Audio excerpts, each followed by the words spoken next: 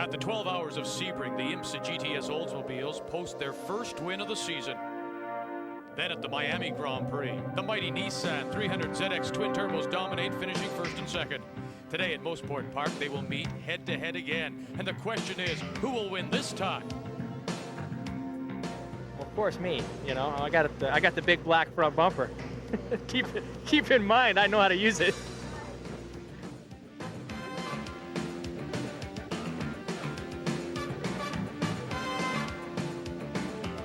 It's race day on TSN.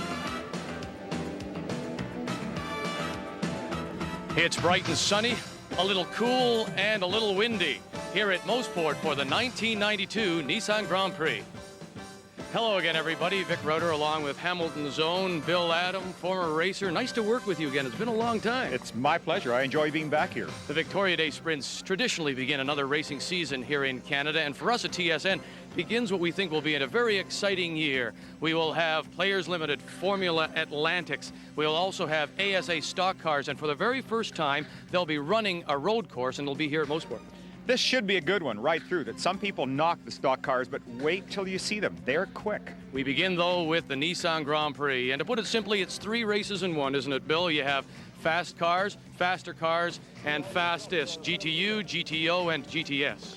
And the GTS has been blindingly fast so far. We have a brand new track record today, incredibly enough, done by an Oldsmobile. Now, this was not supposed to be. This is a Nissan track, one where that twin turbocharged horsepower really comes through, propelling this car to what's done all season, domination.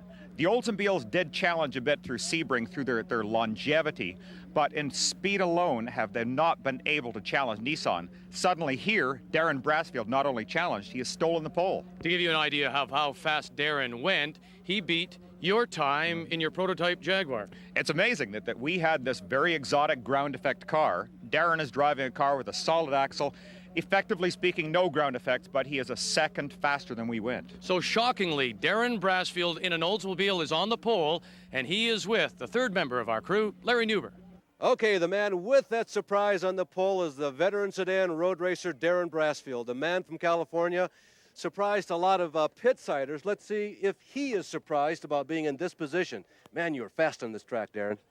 Well, we're real surprised. We really felt the Nissans, you know, after what we saw in practice, that they were going to be on the front row. And it came out that the track conditions favored the Oldsmobile, and we were able to put it on the front row. One lap does put you on the pole, but it doesn't put you in victory lane. What about race strategy? Well, we got to run 2 hours, and anytime you got to run 2 hours in a sedan car like this, around this racetrack particularly, you have to control your emotions and keep everything under control. So we're going to just pace ourselves. This is a real learning experience for our team, and hopefully we can just, be there at the end. Well, he says he's going to school, but believe me, he knows his way around here. This does figure to be a four-car battle up front. There'll be lots of action in the rest of this field. Here's Bill and Vic. In the GTU class, we once again have a battle of manufacturers. Bill, in the GTS, it's Olds against Nissan. This time it is Nissan against Dodge Daytonas. And this may be one of the more interesting battles of the day, that even though these are the smaller cars, they are in no way less of a race car than their big brothers, the GTS. They are pure racing cars, but just with smaller engines. Now, there's a difficulty today. The Nissan 240 SX runs with a little bit more displacement, a little bit more horsepower, and unfortunately, to feed the horses, you pay the penalty. You have to feed the horses with gasoline.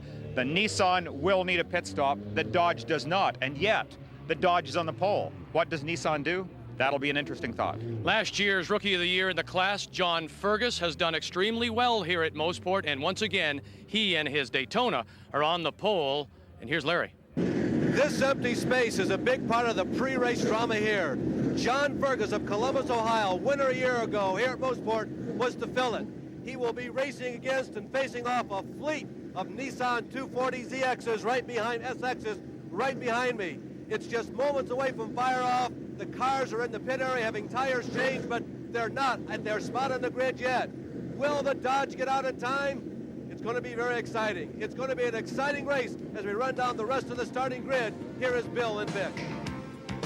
Boy, Bill, John Fergus is going to hustle. This is your pole sitter, though, in a record time, Darren Brasfield.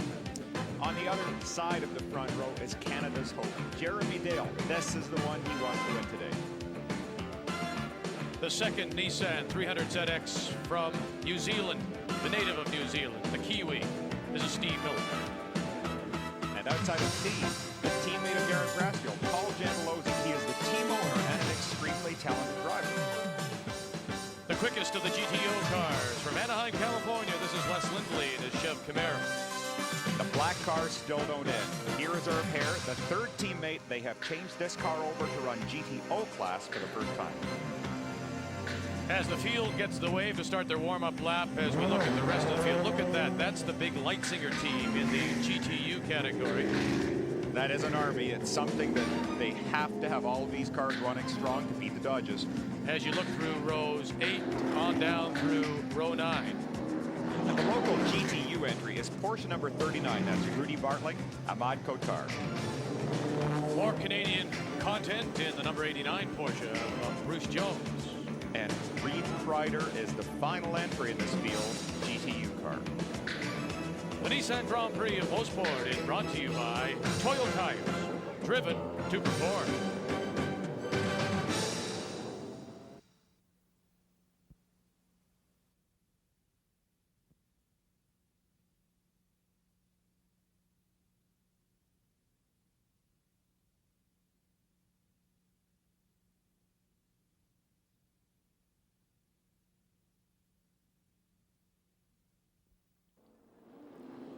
Welcome back to MOSPORT.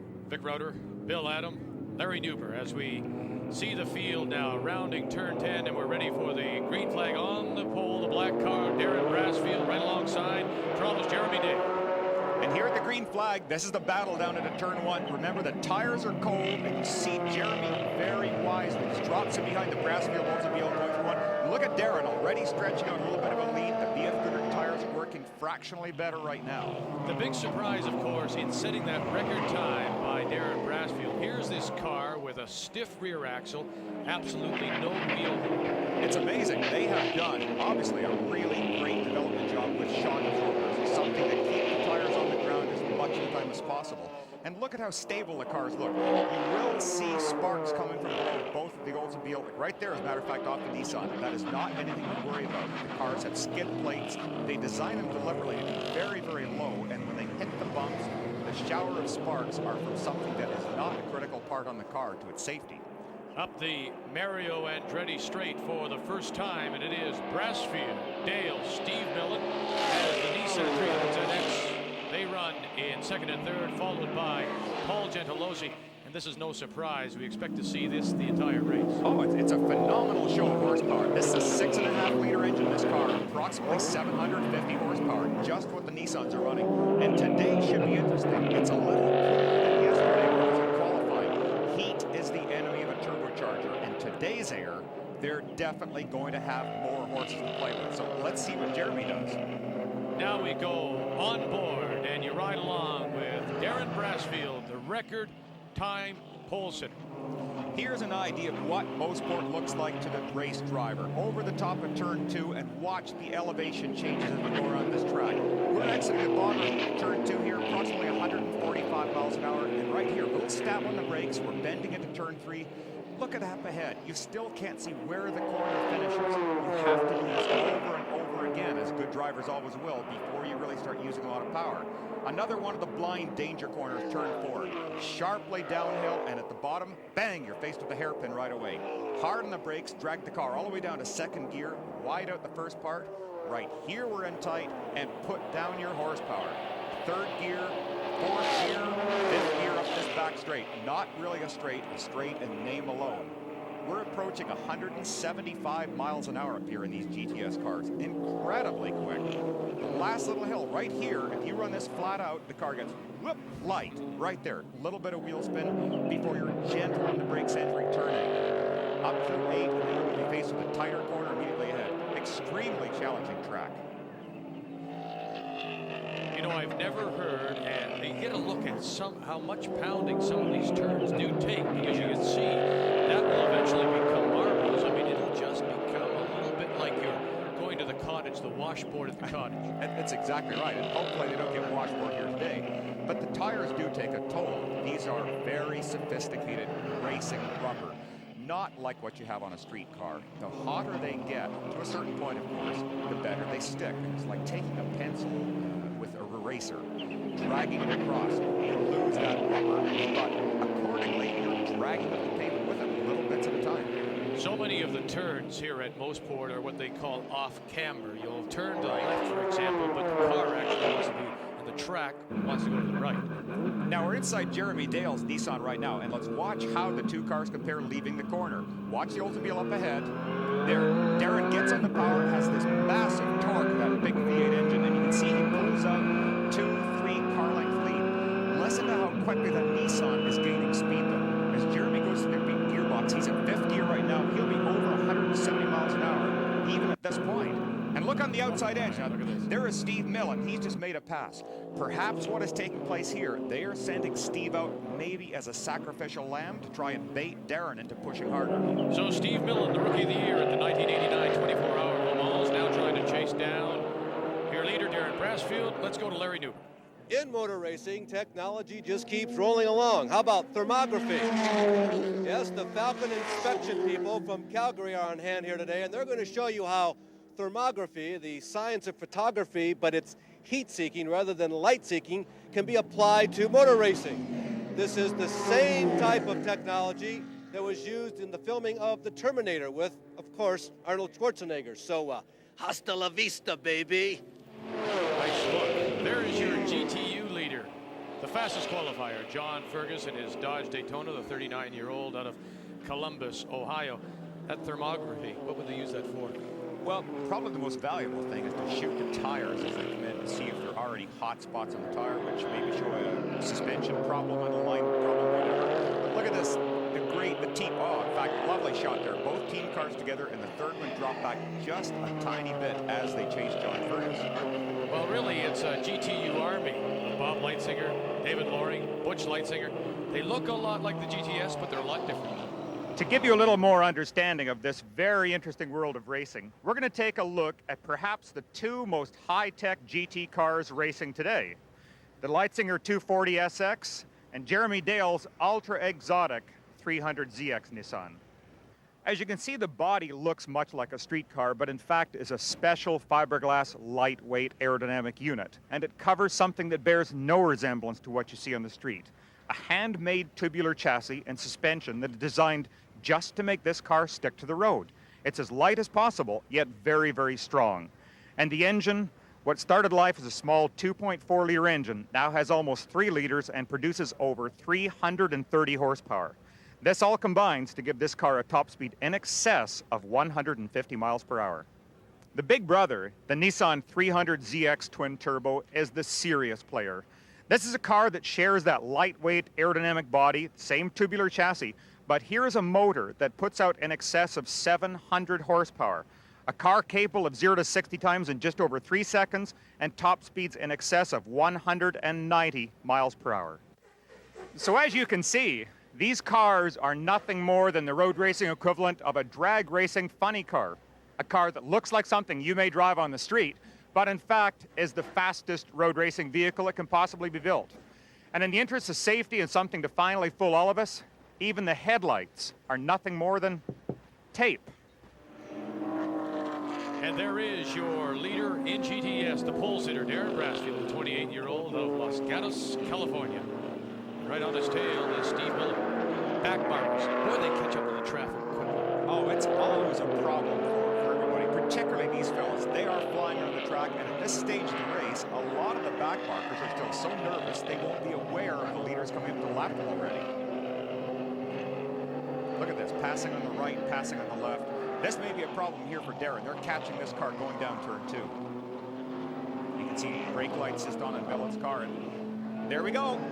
Darren's blocked on the inside. Look at Millen got cleanly through, and Jeremy Dale almost squeaks up the inside. It was Joe Loggett did an Olds Cutlass holding up Brassfield, and Millen took advantage. I really think so many of these passes, it's almost guesswork. It's a game of probabilities. Here from inside Jeremy's car, watch up ahead what happens. Darren goes to the outside expecting a space, and no. But look at Jeremy, beautiful slot. The car responded far too late for Darren, but perfectly timed for Jeremy, and that gave him a shot to get up there. So Steve Millen is the new leader. Millen winning here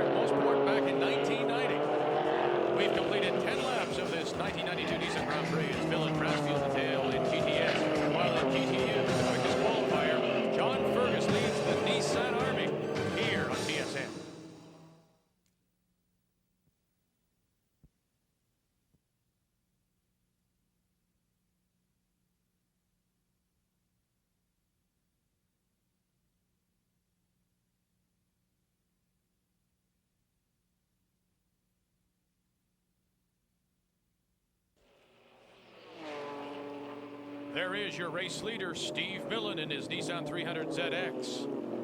Taking the lead on a dramatic pass on lap 4 to get by the pole sitter, Darren Brassfield. It reminded me a lot, one of the first races you really ever televised was a Can-Am race way back when. And when you had those 5 liters and those 2-liter cars, the 5 liters, the more powerful cars, were always coming up in the back.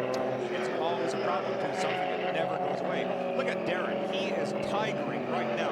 Not really trying to pass on Millen, but by occupying Steve's mirrors, going inside, going outside. He wants to distract him just a tiny bit, maybe force Steve to make a mistake. Really what it is now is an Oldsmobile sandwich between Millen and Dale. But look at the line as well. In doing that, it's got to be awfully hard in that car.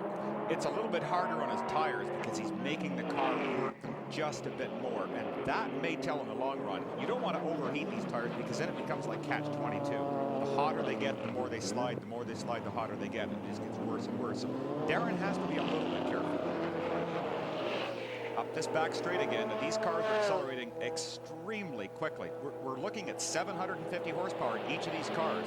Very, very fast. 175, 180 mile an hour range right here over the crest of this hill. Interestingly enough, it's Jeremy Dale who, it's almost as if he looked to the inside, maybe thought about putting a nose in, but Dale seems to be dropping back. Let those two fight it out, and I'll be a little bit patient. What Jeremy might do is just that very thing by saving his tires. He can sit back and almost analyze. Here's Larry. It wasn't his choice to get out of the car this early, but the decision was made before the race began to have just the very thing that's happening before you now occur. Now, getting into the cars is the veteran Don Knowles. So they give up nothing in terms of talent and ability behind the wheel.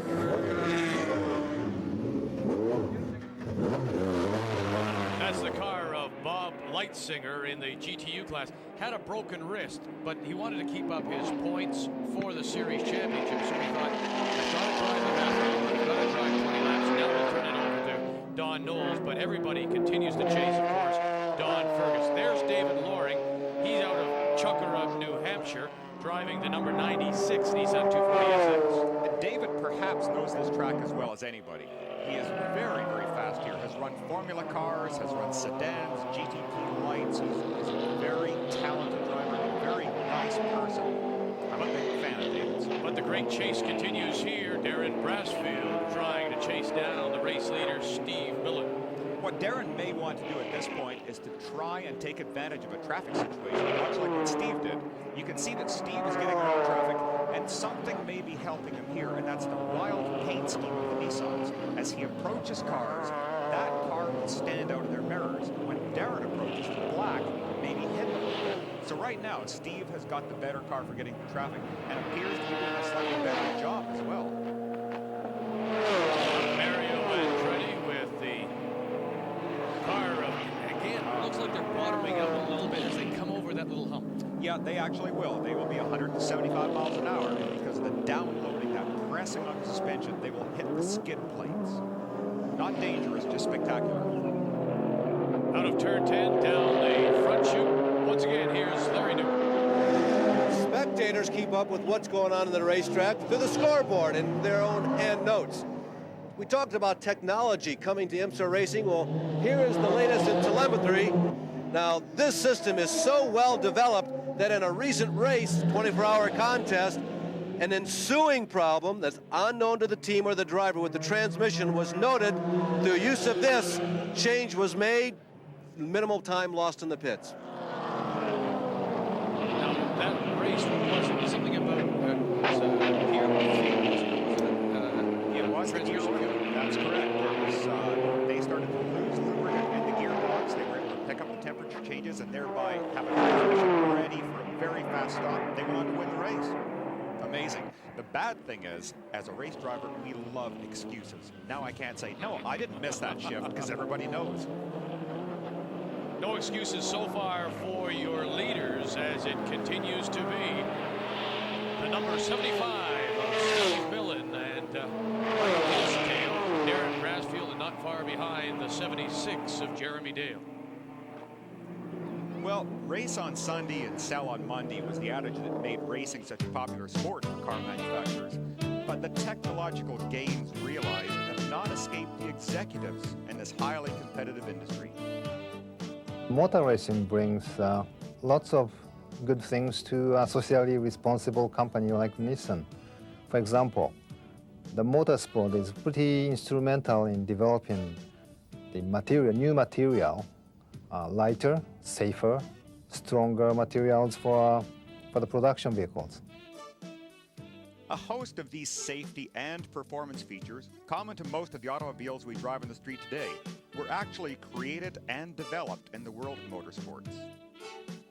The devices such as disc brakes and turbochargers, well, there are hundreds of items which developed in motorsports arena and then came down to a production unit. Racing is also a spectacle, an event. Nissan is keen to share their enthusiasm for racing with their employees. Well, I think there is one opportunity for Nissan to showcase our product and have our customers and have our own people have lots of fun, enjoy motorsports. I personally like motorsports, racing, and I really enjoy it. And I think traditionally, Nissan products have been making appeal to those people who love automobiles. And I'm sure our customers really enjoy the event like MOSPORT. But Nissan's commitment to the customer goes beyond just racing events. The automobile industry in general has to communicate the importance of racing to the public because consumer expectations have changed dramatically in the 90s.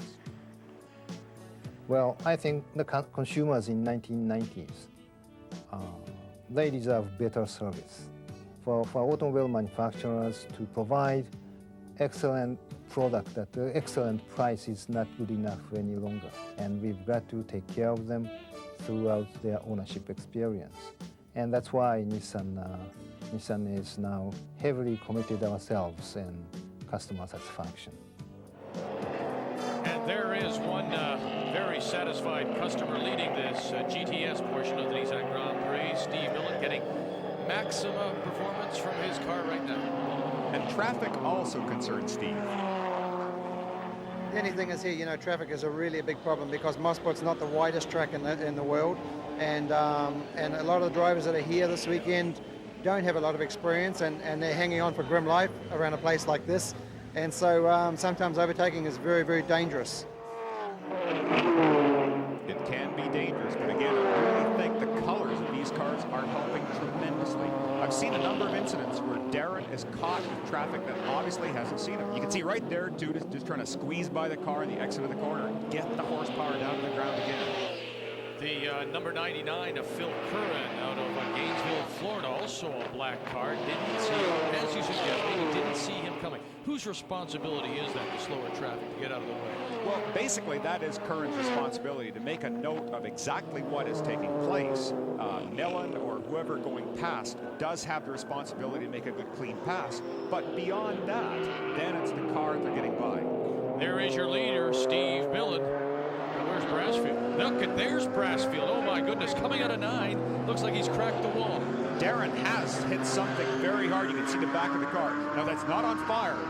The marshal right there is discharging the extinguisher, making sure nothing is going on fire. Perhaps a little steam coming up, and he has backed into that wall pretty hard. And I wonder if there's any fluid getting off the track. This will definitely bring out a pace car situation. That car is in a dangerous position right now. Here is in-car from Jeremy Dales. Maybe we can see exactly what happened. There, Darren is right ahead. Oh, and Dale rams him. He hit him in the back. Oh, my.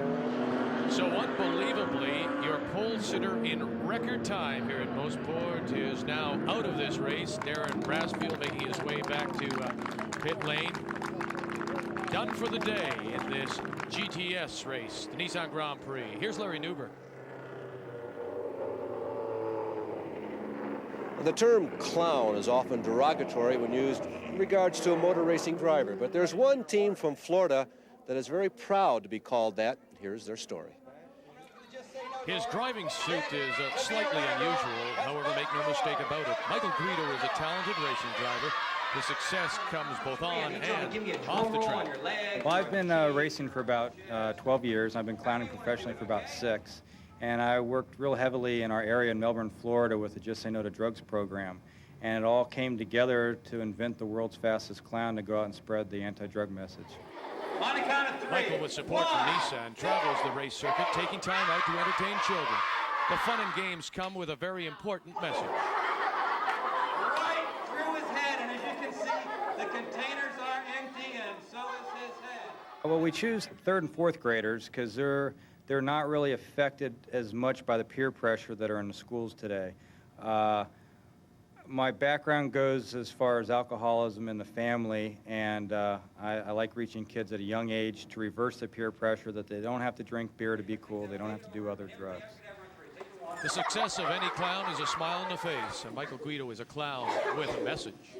I hold the key. I hold the key. To a drug-free Canada. To a drug-free Canada. And the key is me. The key is me. Louder! Louder! It's fun to say no to drugs. They can have fun with their friends without doing alcohol or other drugs, and life is fun. You know, you can do a lot in life. I'm a clown driving a race car. Never thought that would happen.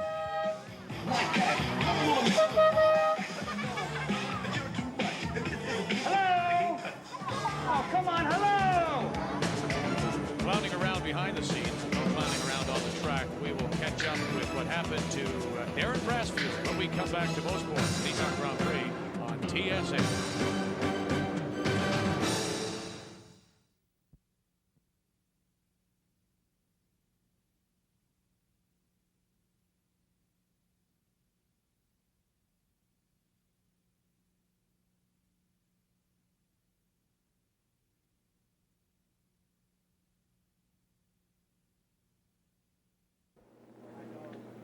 The pace car still on the track after that incident involving Darren Brassfield and Jeremy Dale. Nissan's now running 1-2, Millen, Dale.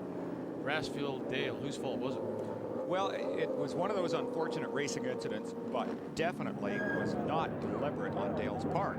Watching that in-car footage, Jeremy was presented with a situation where Darren got off the gas at an area when you normally wouldn't expect it. As I watched that, I did not expect Darren to be suddenly off the power there. Without question, Jeremy would have been underpowered. You would expect some pit stops with the yellow. Here's Larry. The car that has set the pace for most of this race was California Steve Millen. The expatriate New Zealander behind the wheel comes in for a routine pit stop. Life is much easier for Steve Millen with Darren Brassfield out of this race. Well, it really is a lot easier for him, but again, this was an accident. They can take advantage of it now, but they still have an Oldsmobile to watch. Yeah, the Oldsmobile of Paul Gentilozzi is still out there, the team owner of Rocket Sports, as they still now try and clean up the mess of Brassfield's car. As you take a look at the 76, the Nissan 300 ZX Turbo of Toronto's Jeremy Dale into the pits. Rumbling down pit road is Jeremy Dale, the native Canadian who has a lot of incentive to do well here today. Right on his mark, moves the cone, about 2 or 3 inches. Now, one of the reports was that perhaps Jeremy had come into slight contact with Darren Brassfield. You see the tires coming out, the characteristic black brake drum dust sitting inside the rims. The crew working feverishly to get Jeremy Dale back out. He hopes to challenge teammate Steve Millen for the win here today. This internationally flavored field of Nissans completes their second flawless pit stop during this brief yellow flag period. And so it is 75-76, Millen and Jeremy Dale, and there you see Gentilozzi moving out as well, the only remaining Oldsmobile in GTS, and he's currently running 3rd. And Bill, this yellow may also affect the GTU race as well, because you had said the Nissans, the 240s, will have to stop for gas. Well, now they get a chance to do it under a yellow situation instead of green. As we take a look at the car of David Loring, who is the current GTU season points leader, has many fond memories of MOSPORT because Loring calls MOSPORT home. You know, you see a lot of the changes going on here, and it's like growing old with a friend. You know, it's still the same person, but their hair will turn gray. They'll get some more lines on our faces, and MOSPORT's gone through this sort of metamorphosis. They've moved the garages around. Harvey's now moved the wall back in turn 1. But you get out in the infield, and there's all the same people out there. You know, one thing that's always been special at MOSPORT is the camping and the camaraderie that you see. It's an old friend. David is never too busy for his fans, never forgets how lucky he is to be doing what he loves most. Okay, That, of course, is racing. Okay. The biggest thing that I like about what I have going this year with Nissan and all the people involved are, you know, Bob Leitzinger and Frank Hansowitz. Frank Hansowitz is the head of Nissan. He's the person that decides who gets what. I mean, these people have been so straight and so honest and so nice. It's like a family organization. Obviously, working with the Leitsingers is great. You know, they are a family, and they've sort of taken me into their fold. But the whole Nissan world has just, I just don't have the words to thank that organization. They have been what I've been looking for 20 years. If fan support alone could win races, David would be in the winner's circle all the time. He's won 7 times in the last 2 years, but he knows that in racing, nothing is ever certain. And you're going to do that all year? Yeah, I have been. You've got to have all the right pieces together, and we have all the right pieces together. But there will be 4 or 5 people that also have all the right pieces together here this weekend, and so we'll need a little luck. But I think in motor racing, everybody makes their own luck. We have done the best we can, and it's, you know, it's up to the gods now. After a slight alignment adjustment, that is alignment of the field, David Loring, the lead Exxon Nissan car, comes into the pits for a routine pit stop. Now remember, earlier in this broadcast, we showed you a teammate, Bob Leitzinger, coming in after only 1/2 hour. We also introduced to you the topic of thermography at the top of the show. Let's now take an opportunity to look at the difference, if indeed there is any, between the tires that came off of a Nissan after just 30 minutes as opposed to ones that came off of a Nissan after about 1 hour and 15 minutes. Although the tires on the car that just pitted, of course, have been allowed to cool down a little bit because of this fairly lengthy yellow flag. But the science of thermography will graphically show you in reds and yellows where the hot spots are in these tires. Now, if the car is set up properly with that slight reverse camber that many of the race cars have designed into them, you'll see a red ring that stays brighter just a little longer on the outside of the tire. Now there is a shock. That is the Dodge that made a pit stop, and this is maybe what the Nissan team been waiting for all day. This car was not supposed to stop. Maybe this is a hint of a problem. John Fergus, the quickest of the GTU qualifiers, forced into the pits, won 8 races a year ago in GTU. Again, this car does have a smaller motor in it, so they can run slightly lighter weight, do not use up as much fuel as the Nissan, and that's why they get the benefit of being able to go further. As the pace car now has headed down pit lane, and it looks like we may be ready for a restart after that long yellow to clean up the mess of the Oldsmobile of Darren Brasfield. In a perfect spot for that leading Nissan. You can see that he has clear track ahead of him, and yet behind him there are a couple of cars between the next 300ZX and that Oldsmobile. The Oldsmobile is the worry at this point. And of course, teammate Jeremy Dale now takes up the chase as he tries to catch his teammate Steve Miller. Here's Larry. As usual, pit stops in a major automobile race play a major role, although in this one the yellow flag further colored that. Both the Nissans had the opportunity in the GTS division to come in and pit. The stops were flawless, and particularly with the retirement of Darren Brasfield that put them in a very good position. Now, at first glance, you might think that this yellow was an advantage in the GTU division for the Nissans. That was the team that had to stop. But guess what? Because John Fergus had what they thought might be a problem, it gave him an opportunity to make an unexpected pit stop under the ease of a yellow flag, and it's probably going to win this race for Fergus. Had he been forced to stop under green, the Nissans and GTU would have won. And in GTU, there it is, the leader, the number 96 of David Loring. And sandwiched in between is John Fergus with Butch Leisinger, the number 97, right behind. So in this case, it's a Dodge Daytona sandwich with Loring leading, followed by Fergus and Leitzinger. And in GTS, it's all Nissan. The 300 ZX of Steve Millen, followed closely by Jeremy Dale.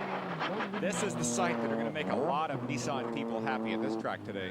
Parking lot down in the paddock area almost looks like a dealership. All the Nissans and Infinitis sitting around. They have a lot of brass up here. Don Walker and the other Dodge Daytona from Portland, Oregon. Look at this traffic. Just endless problems for these fellas. You can see the distance.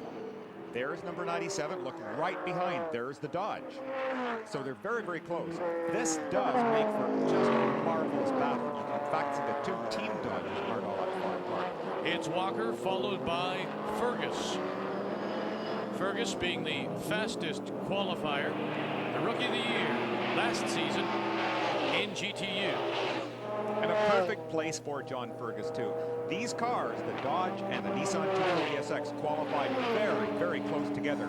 With no more pit stops being necessary, wow, look out. It's Millen and Dale in GTS, while in GTU, Ken Loring dodged the Daytona of Fergus.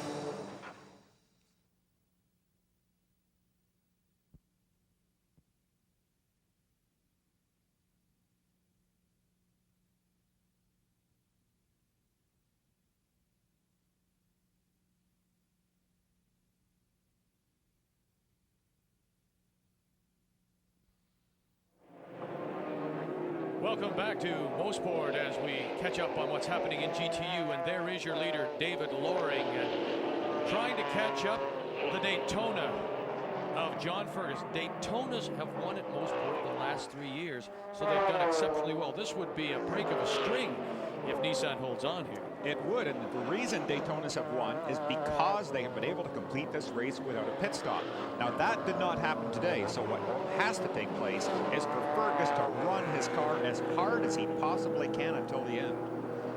And it looks as if Loring has started to stretch it out here as he makes the move right here as he goes by in his number 96. We'll wait for the Dodge Daytona, and here they come. As it is, all Nissan and Daytona in a battle here late in this Nissan Grand Prix at MOSPORT.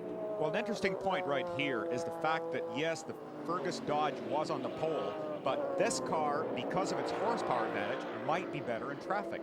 Maybe on a single car qualifying lap, the Dodge might be faster, but right now, the Nissan is the car to have. Well, why is that? Just because it has that extra kick to get by the traffic? Exactly. Just that little added horsepower does help and will let David Loring get through situations that may create problems for other cars. All right, in car now with David Loring. And watch David as we're going around turn 2 here. David is very, very smooth in a car. Look at this edge to edge, right outside edge of the track. Look at the turn in, how smooth it is. There's no violent motions in the car. Everything is just glassy smooth. David acquired these abilities years ago right at this track running Formula Fords and has never lost this. He's just a perfect driver to watch. Listen to his shifts. Down Moss Corner, the lowest gear he'll be in, and here we are in the straight. Feeds power in smoothly, you heard no wheel spin. Very close gear ratios, he's going up the back straight. Not nearly the acceleration of the big GTS cars like this one, though. As we get back to our battle in GTS, the number 75 of Steve Millen, leading teammate Jeremy Dale as they come through 9. And now look at this. Unbelievably, Dale does to Millen what Brassfield did earlier, and he got hung up in traffic. Exactly. Just traffic sometimes can be such a bear. Again, Jeremy was in a perfect position to take advantage of some traffic, and he is now doing exactly what he dreamt about, I'm sure, last night, that he's leading his hometown race. God, it's still sparking. Here's a view. Just look at this. Watch the traffic up ahead. Okay, traffic shuts him off, and look, now Jeremy's got a clear road. Beautiful. Very, very good anticipation on his part. Now, did Jeremy Dale just guess correctly, or was that slower car in front of the yellow car? Did he just cut off Steve Millen? I think actually Steve maybe made the error there and not expecting what took place. Again, you have to work on probabilities. You try and think what will you probably do. Up the back straight, you can see Jeremy is stretched out a little bit here. He will have added incentive, and even though when you're actually driving these cars, you're emotionally cold, you are doing a job. You're not aware of it being fun or bad, good, anything. It's strictly a job at this point, but you can't help but feel what the crowd tries to give you, and that they want you to win. You're Canadian. Well, listen, let's think back. 1983, Jaguar, you're driving for Bob Tullius. You win here, one of the few Canadians to win here. Yeah, it's quite something. Oh, it's scary to think about. Right now, Jeremy can't help having his concentration pulled a little tiny bit by thinking, yes, I am finally leading this race. If I keep going, if I don't make any mistakes, my dream is going to come true today. You can't allow this sort of thought to continue. You have to go back and be cold. Look at the traffic. Incredible problems for Jeremy. Watch Steve in the background. See if he tries to set up Jeremy for another repass because of traffic.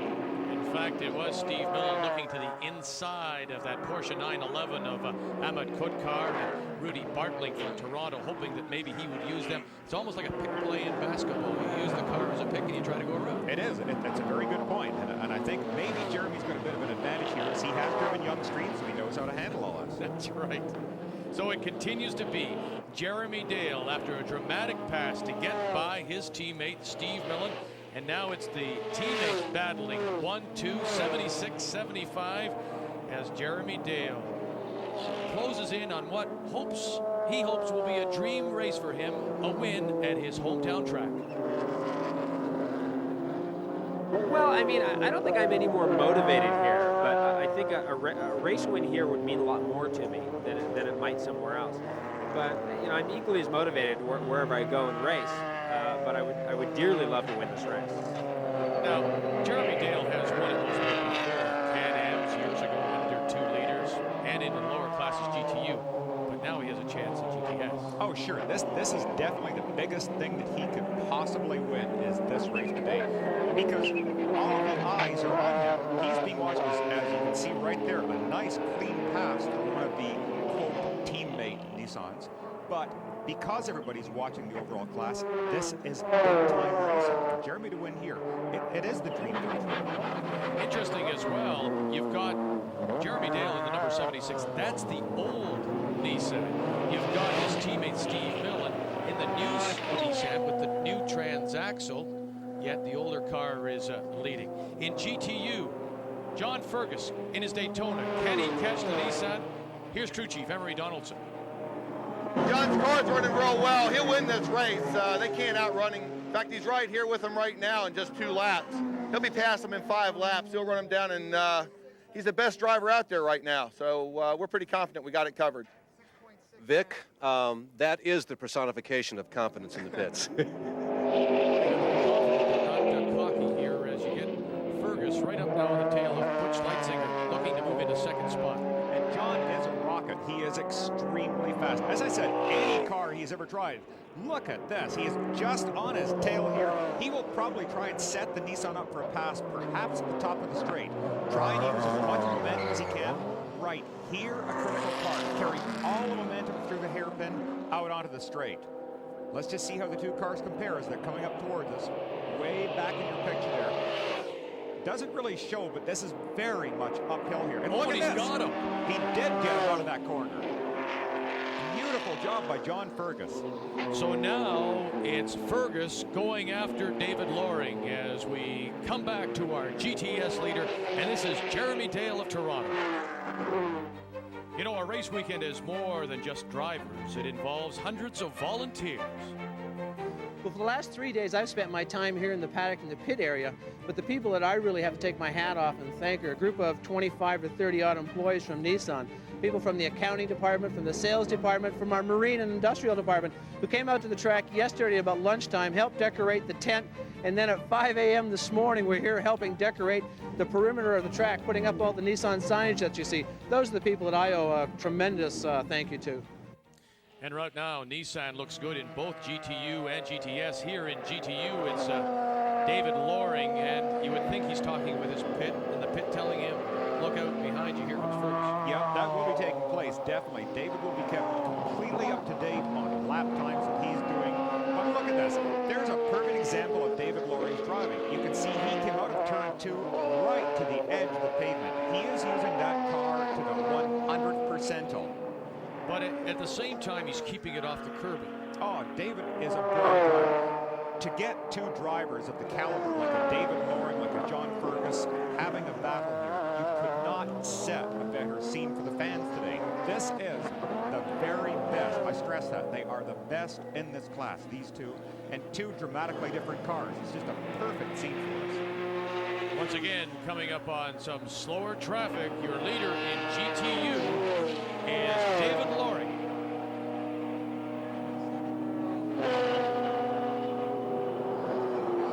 He won Sebring earlier this year in GTU for the third straight time. Larry's in the pits. Vic, this is Clayton Cunningham again, the crew chief for the Nissans for Jeremy Dale and Steve Millen, keeping up to the second. What's going on out there on the track? What is it, more appropriate for a Canadian to win this race on Victoria Day? Probably, yes. Was this planned? No, they're both going for it. They're both racing as hard as they can. So no team orders? Not yet, no. Okay. The reason there's no team orders yet is the Oldsmobile's too close behind us. Ah, yes, the Gentilozzi factor. We haven't really talked much about it, but we have to remember that Paul Gentilozzi is still out there running third, trailing Jeremy Dale and Steve Millen as the Nissans continue to run 1-2 after 70 laps of this Nissan Grand Prix. While in GTU, Nissan leads, but the Daytona's coming.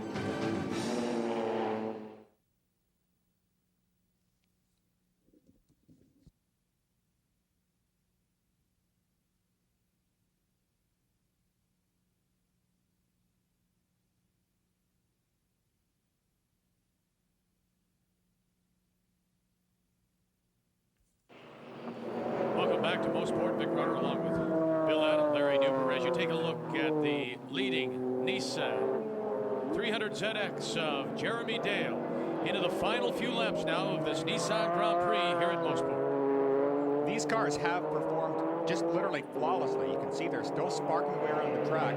They're set up deliberately low. The smaller the amount of air that goes under the car, the faster they go. Oh, we've got, who's this? This is Steve Millen. Unbelievably coming into the pit, the teammate of Dale. Millen is into the pit.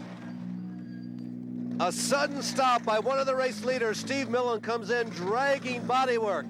Apparently an off-course excursion that perhaps you there in the booth could see. Down here in the pits, it came as a complete surprise. Steve Millen, the dominant driver in the beginning stages of this race, makes an unexpected pit stop.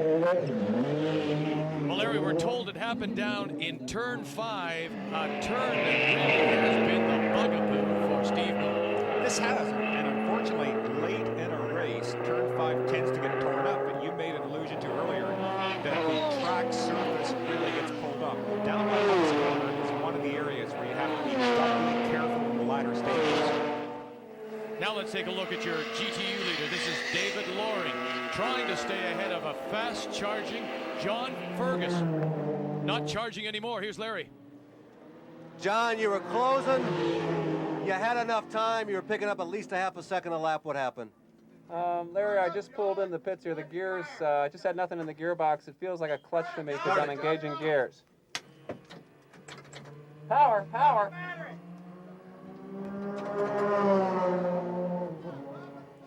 As you can see, they're still hoping to get this car refired. They're still trying to finish in the top 4 or 5 positions, if at all possible. But tough break for John Fergus. Interesting reliability never coming into question when you speak of the Daytonas, but today certainly. Oh, it looks like it's going to be just a spectacular success for Nissan because they now have virtual locks on both series here, both the GTS and GTU. The 76 of Jeremy Dale through turn 10 for the final time, and he will take the checkered flag as the winner of the Nissan Grand Prix. And there's the happy crew. They got their day coming through for them as well. A Cinderella story as Jeremy Dale wins at home. And there is the top Nissan in GTU, David Loring, as his crew celebrates an all-Nissan day. Boy, talk about Nissan fireworks on Victoria Day at MOSPORT. David Loring makes it an all-Canadian day. The native of Toronto, now living in New Hampshire, wins GTU, while Toronto's own Jeremy Dale wins GTS. Here's Larry. Jeremy, were you around the Darren Brassfield incident when it occurred? Well, I mean, I think I hit him, but it was just one of those things, you know. I couldn't do anything about it. I immediately got on the radio and I said to my crew chief, send someone down there and apologize for me. We got into a real mess of traffic. I went to the throttle, he went to the brakes. I just hit him, and it's just one of those things. Very nice gesture. This is a nice day to win, though, for Canadian. There are only about 6 of you in this race, you know. It's just, this is the best thing ever. It's just the best. Jeremy Dale, Vic, back to you. Bill, you got to feel good for Jeremy Dale. He's been second here at MOSPORT so many times, including last year, and he wins really in a situation where you don't expect him to be battling your teammate. No, you don't, but what Jeremy has accomplished today is something that everyone dreams about, the big win at home. It's a perfect place, really a perfect drive for him today. And quite the Victoria Day weekend then for Team Nissan. Not only do they win GTS, but they also win GTU in the Battle of Dodge Daytona. Yeah, and they were worried about the Dodge because they obviously did have a real advantage in that they wouldn't have had to make a pit stop, but sadly Fergus's day did come to an end, or happily for Nissan, and they take home all the marbles. David Loring wins the GTU category, and he's with Larry. I was born here. I couldn't race in the United States, and Canada and the CASC let me race up here, and it's my way of paying them back. Thanks. But I'll bet you would have liked to have had that last few-minute shootout with Fergus, wouldn't you? No. So, Bill, an exciting start to our coverage of racing this year on TSN with this Nissan Grand Prix. We can look forward to a lot more of this, and I think this was just the first of a truly marvelous season we've got coming. Well, our next stop will be the Players Limited Atlantic from Montreal, the Canadian Grand Prix weekend at Ile Notre Dame. Different style of racing, but this is going to take place in front of the very best team owners in the world, and if you don't think these guys want to impress, just wait till you watch them. Well, just think of the number of Atlantic drivers who have made that jump either to IndyCar racing or Grand Prix racing. So till we talk with you again on June 13th from Montreal, on behalf of Bill Adam, Larry Newber, and our entire crew, I'm Vic Roeder. Thanks for joining us. Goodbye from MOSPORT and the 1992 Nissan Grand Prix.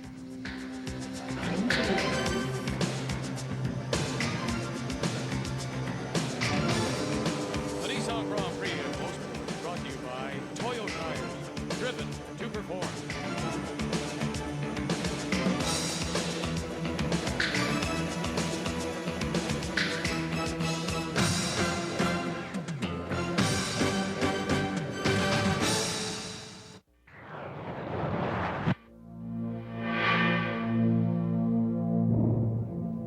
This has been a Patterson-Partington production.